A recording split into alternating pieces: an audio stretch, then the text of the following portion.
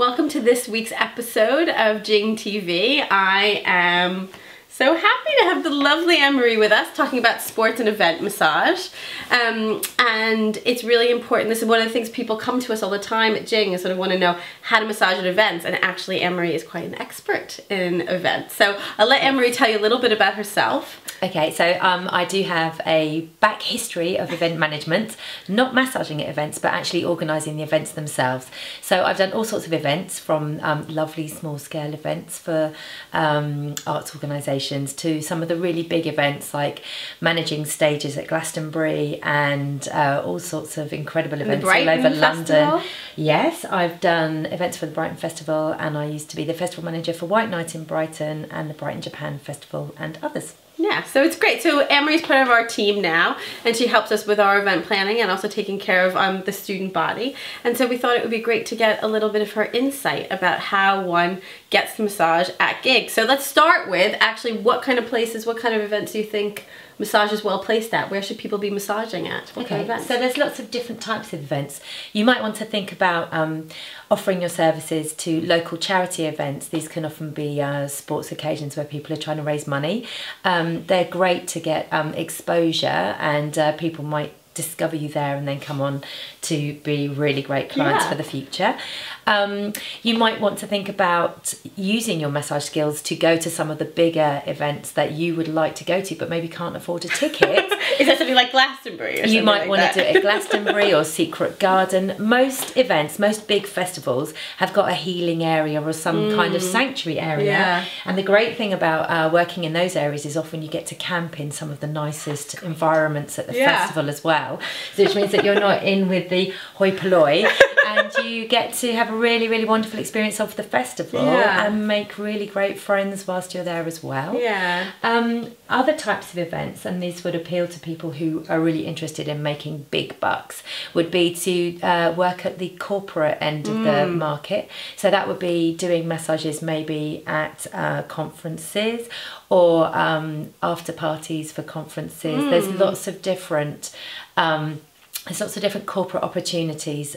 People often use massage therapists to attract people over to branded stands at trade shows. Yeah, that's really great. And so what would you suggest is the best way people should get these gigs? How do they do it? How do they start? How do they approach? So the big question is, what do you want to do? So the very first thing to do is to decide where you want to go and what you want to be doing. And what you're prepared to offer. So for example, you're not going to be making huge money working at a local charity event, but if that's what you want to do, then that's great. All you need to do is find out who the organisers are of the event. Now, we all know that Michael Eavis owns the farm for Glastonbury Festival. He's really unlikely to answer your call. So it's a much better idea to actually go on the website of each of those events and try and work out who are the organisers that are organising the specific area that you're looking into. If you're looking at the corporate market, there's an awful lot of production companies all over the country who offer packages to those, and it's worth just contacting those production companies. They work as agencies and they always need people on their books. For the festivals like Secret Garden, for the healing areas, there'll be area managers for each of those healing areas, and you can contact them directly. Okay.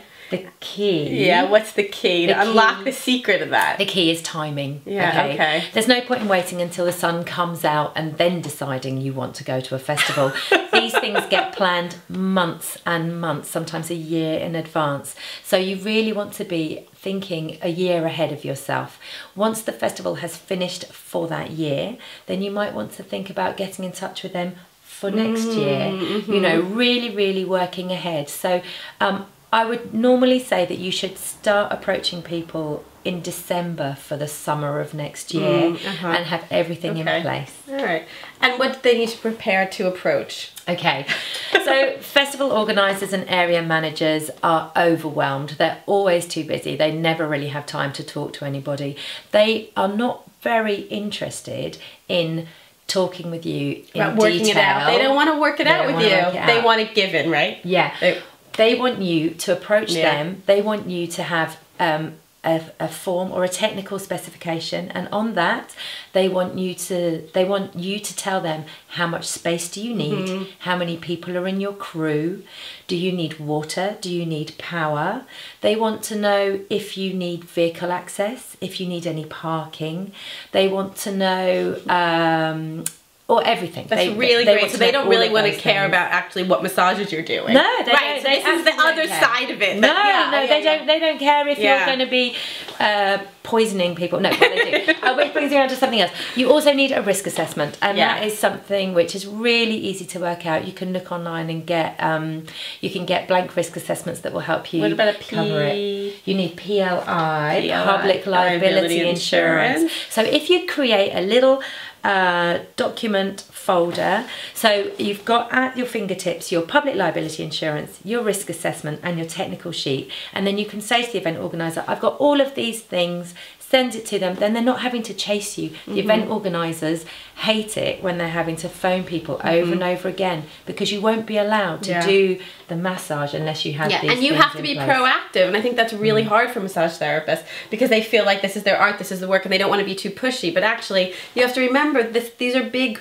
organizations, and people just want it to be easy and solid. So any other top tips before we say goodbye? Yeah, absolutely. When you're actually going to do the gig, there are a few really good top tips. I would always say be prepared for every eventuality. Don't assume that anybody there has got anything for you.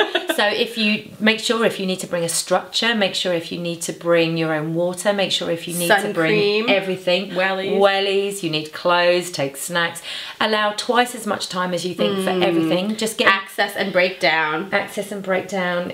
Find out how close you can get your vehicle. You might need to take trolleys to ship equipment around the place.